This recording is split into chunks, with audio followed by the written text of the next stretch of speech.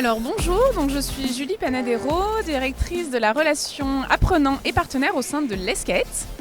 Alors l'ESCAET, c'est une école de commerce qui est spécialisée dans le tourisme depuis plus de 40 ans.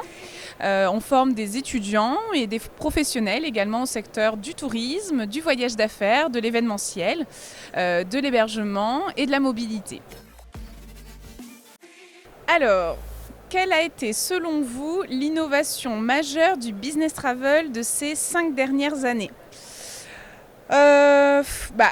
Bien sûr, on parle beaucoup sur cette édition de l'IFTM de l'intelligence artificielle, qui est une innovation qui est là depuis un petit moment, mais qui est du coup de plus en plus mise en place au service finalement de l'industrie du voyage d'affaires, que ce soit pour côté acheteur, mais aussi côté service client pour les TMC ou autres. Donc je pense que c'est quelque chose qui est quand même phare et qui a été beaucoup porté sur cette édition de l'IFTM.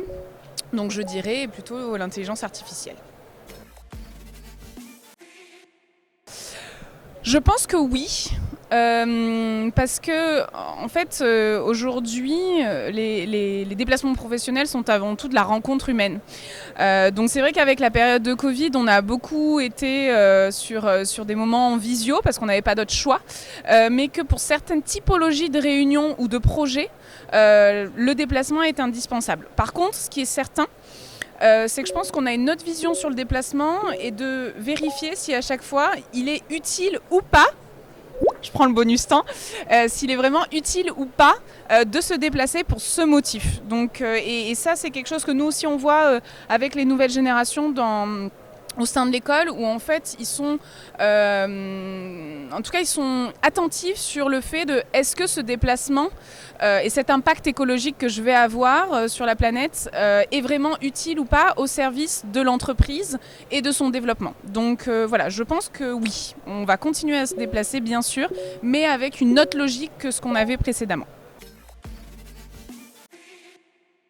Performance et travail hybride sont-ils incompatibles ? Je dirais non, c'est pas incompatible.